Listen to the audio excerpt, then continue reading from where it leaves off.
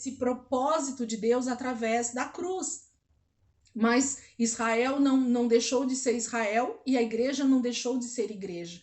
Então nós somos um mesmo contexto. E vocês percebem que é o próprio Deus quem está então trazendo esse juízo sobre os seus filhos. Nós não estamos falando sobre as nações vizinhas aqui. Deus está falando que ele traria juízo sobre o seu povo. As nações vizinhas, na verdade, elas seriam usadas para trazer ainda mais tragédia e derrota para o povo de Deus. E foi isso que Deus permitiu.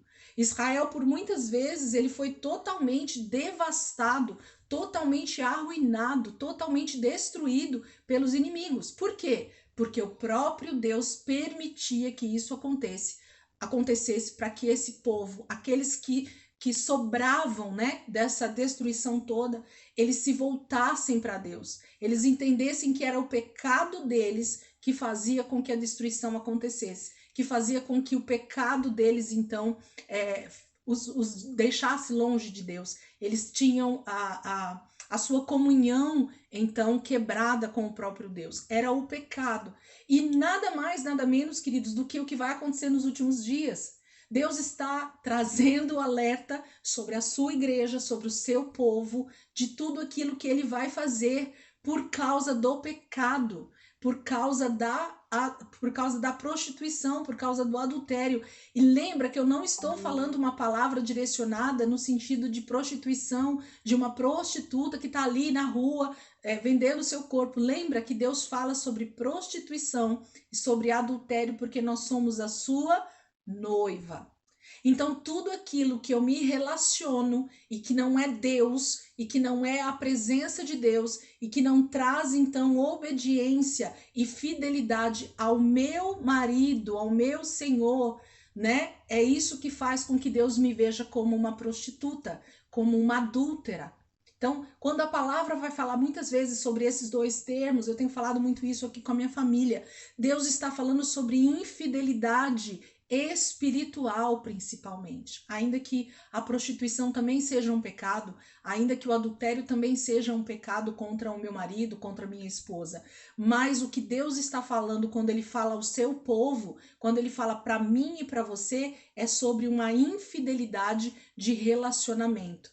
Lembra que numa das aulas eu falei para vocês com quem nós temos nos relacionado no nosso dia a dia? Se é com Deus, se é com o Espírito Santo, nós vamos gerar filhos para Deus. Através da nossa conduta, através da nossa vida espiritual, a gente gera vidas para Deus. Agora, se o meu relacionamento não tem sido com o Senhor, mas tem sido com outros ídolos, muito provavelmente eu estou gerando filhos que não são legítimos de Deus. E Deus, naquele dia, vai provar tudo isso.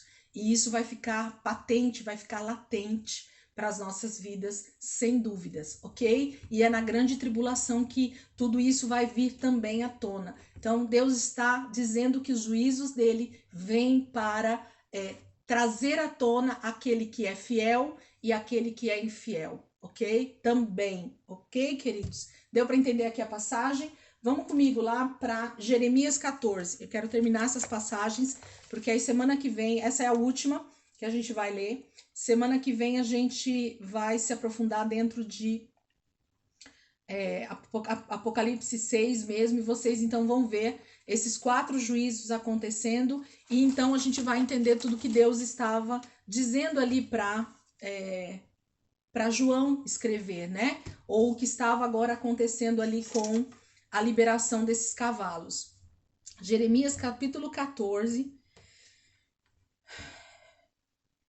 Eu não vou ler o texto todo, eu vou pegar bem o meio ali. Deixa eu ver se dá pra gente.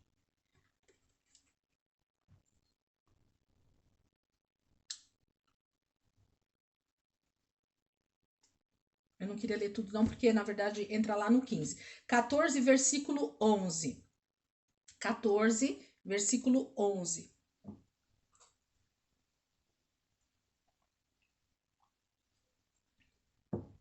Jeremias 14, versículo 11.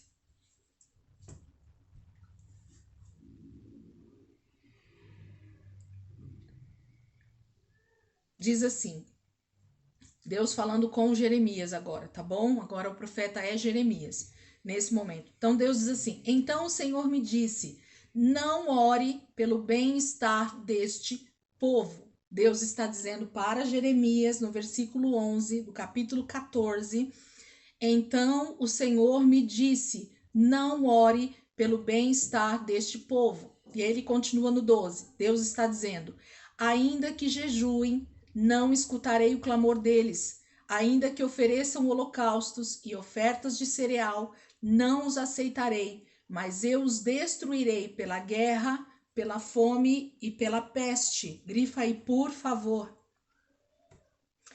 Pela guerra, pela fome e pela peste.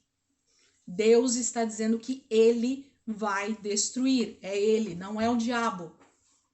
Então Deus está dizendo para Jeremias, não ore por este povo nesse momento, ok? Versículo 13. Mas eu disse, agora Jeremias falando, soberano Senhor, os profetas estão dizendo a eles, vocês não verão a guerra, nem fome, eu lhes darei prosperidade duradoura neste lugar. Então agora Jeremias está dizendo que o que os profetas daquele tempo, o que Israel estava ouvindo de outros profetas, era uma mensagem diferente da que Jeremias está ouvindo. Esses profetas estão dizendo assim, vocês não verão a guerra, nem a fome, eu lhes darei prosperidade duradoura neste lugar. Os profetas estão dizendo para o povo de Israel, nesse momento, que Deus estava dizendo que não haveria fome, não haveria guerra, mas que haveria prosperidade. Versículo 14. Então o Senhor me disse, Deus respondendo essa questão que Jeremias colocou. É mentira o que os profetas estão profetizando em meu nome. Eu não os enviei, nem lhes dei ordem nenhuma, nem falei com eles. Eles estão profetizando para vocês falsas visões, adivinhações inúteis e ilusões de suas próprias mentes. Por isso, assim diz o Senhor, quanto aos profetas que estão profetizando em meu nome, embora eu não os tenha enviado, e que dizem, nem guerra, nem fome alcançarão esta terra, aqueles mesmos profetas perecerão pela guerra e pela fome.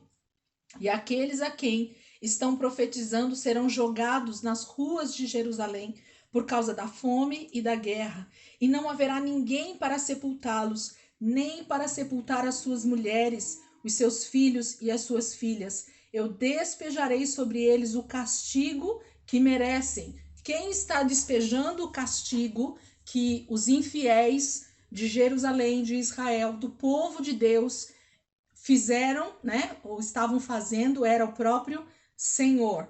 Agora vão comigo para o capítulo 15. Vamos pular ali para o 15. Depois, se vocês quiserem meditar em todos esses textos, queridos, façam isso, tá bom? Leiam o capítulo inteiro, leiam o livro inteiro. Jeremias, Ezequiel são muito proféticos a respeito do tempo do fim. Capítulo 15 diz assim: então o Senhor me disse, ainda que Moisés e Samuel estivessem diante de mim, intercedendo por este povo, eu não lhes mostraria favor. Olha como Deus de novo está citando, igual nós lemos lá em Zacarias, né?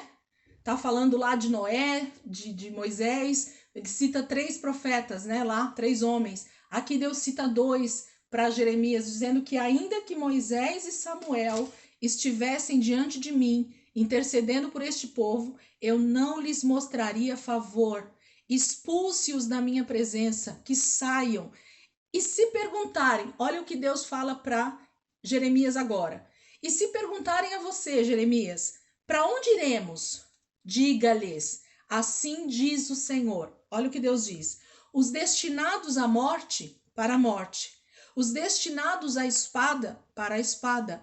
Os destinados à fome, para a fome. Os destinados ao cativeiro, para o cativeiro. Então Deus está dizendo para o povo de Israel, para o seu povo, não é para as outras nações, é para o povo dele.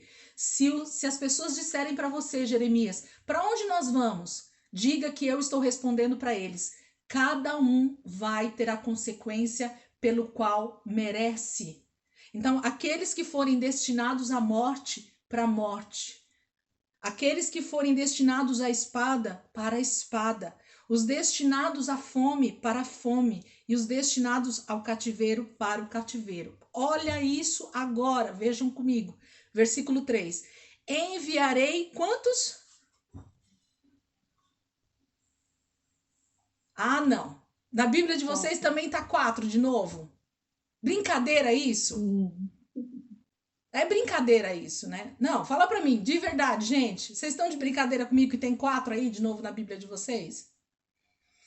Enviarei 4 tipos de destruidores contra eles. Contra eles quem, gente? Contra os ímpios?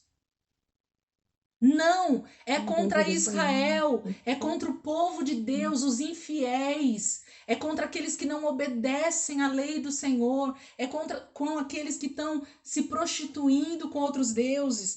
Enviarei 4 tipos de destruidores contra eles, declara o Senhor.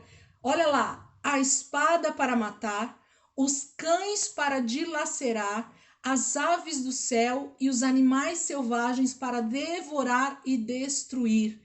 Eu farei deles uma causa de terror para todas as nações da terra, por tudo que Manassés, filho de Ezequias, rei de Judá, fez em Jerusalém.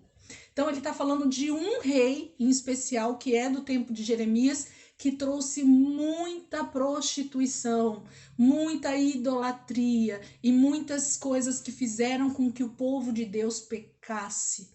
Queridos, eu quero pedir caridosamente, principalmente aos líderes que estão aqui nesse grupo de estudos, pastores, líderes de célula, líderes de grupo de mulheres, você que tem uma posição de frente a algum ministério ou a outras vidas, que você tem liderado vidas, se preocupe em ensinar a palavra da verdade.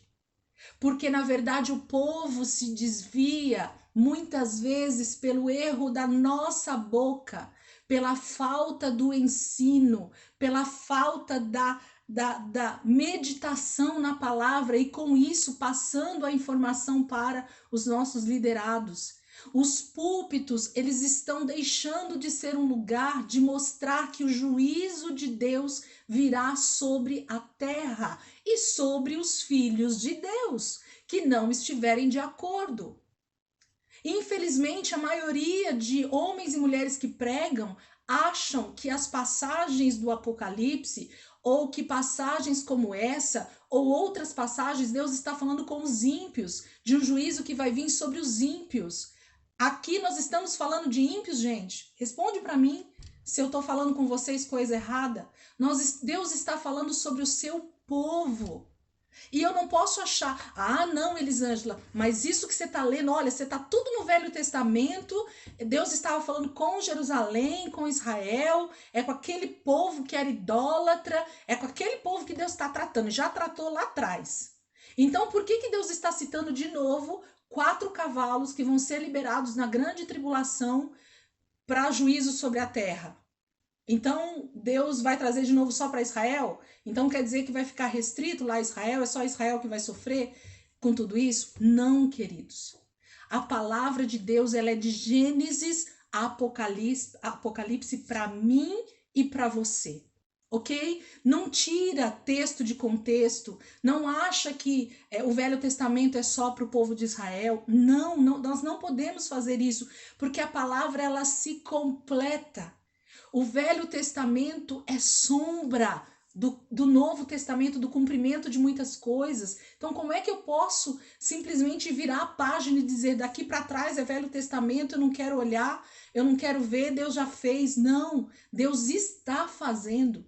Cada vez que Deus mostra a forma de agir na terra, Ele está dizendo assim, meu povo, acorda, é exatamente isso que eu vou fazer. Por quê? Porque eu sou um Deus que não minto. Então, aquilo que Deus falou em Levítico 26, que ele vai fazer, ele vai fazer. Aos obedientes, há promessas. Aos desobedientes, também há promessas.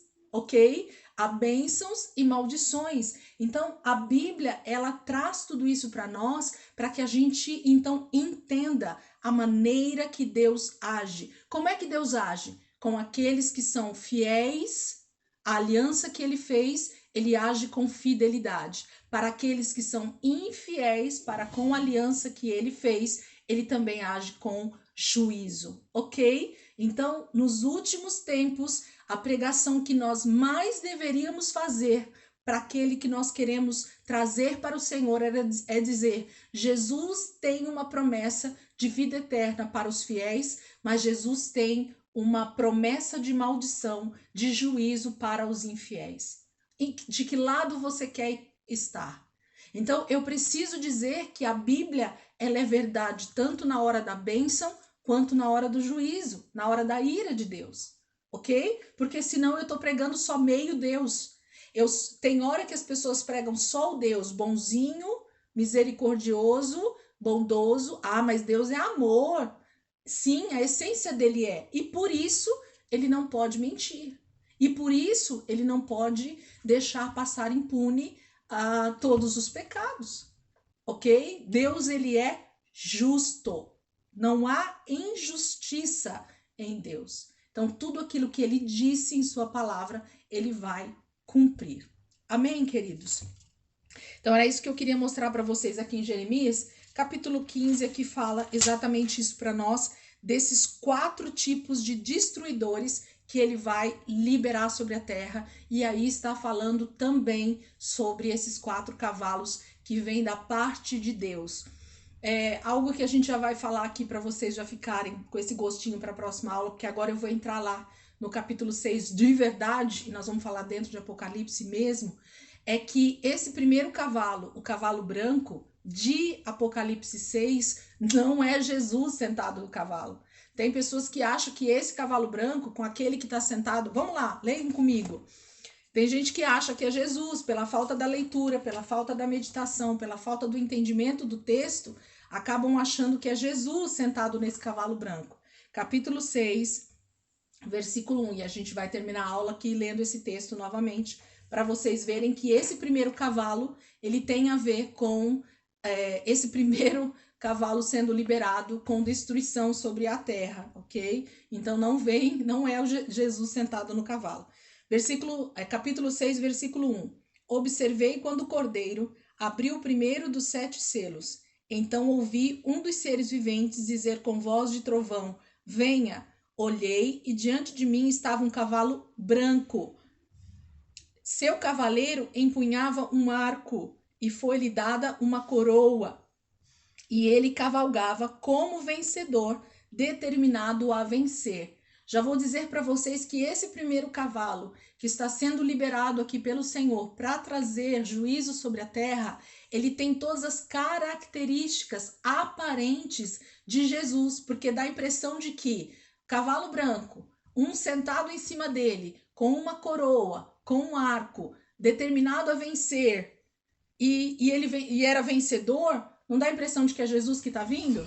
Mas eu quero te dizer que o anticristo, quando lhe for dado o poder para reinar, quando ele então tomar posse do trono dele sobre a terra, dizendo agora eu estou no poder, ele vai ser esse primeiro cavalo que vai vir com juízo. Lembra que eu falei para vocês que a gente vai falar semana que vem e é nisso que eu vou entrar. Me parece, de verdade, meditando na palavra, que Deus está falando justamente sobre um paralelo com os 4 reinos de Daniel, com os 4 reinos, né, da estátua de Daniel. Porque o rei Nabucodonosor, o Império Babilônico, ele era esse império que desbravava como vencedor, ok? Mas era o próprio anticristo já reinando sobre a terra como uma tipologia, lógico, lembra? Quem já me viu dando aula sobre Daniel vai entender do que eu estou falando.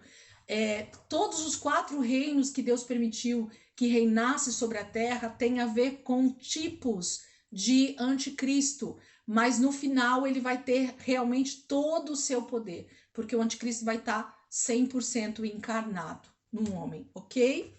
Então deu para entender até aqui, gente? 1 minuto para acabar a aula.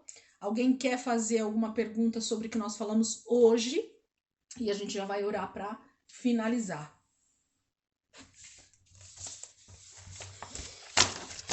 Amém, queridos? Amém? Tá difícil ou tá fácil?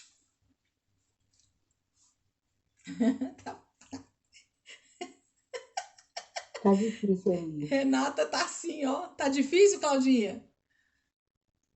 Tá não. Tá difícil. Tá difícil, mas nós vamos esclarecer tudo. Jesus vai trazer luz no nosso entendimento. Se for a professora que tá difícil, vocês falem, por favor, que eu tento ser mais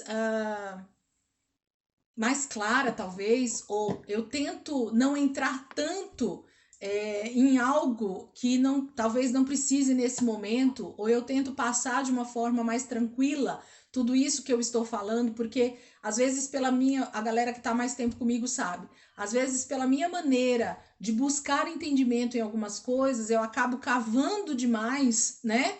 E acabo confundindo alguns que o conhecimento não é tão profundo. Não é isso, gente? Tá rindo, né, Renata? Tá bom, obrigada. Tá rindo da minha cara lá, ó, porque ela sabe do que eu tô falando. Então, assim, gente, a palavra de Deus ela é tão completa de Gênesis a Apocalipse que Deus não deixou nada escondido.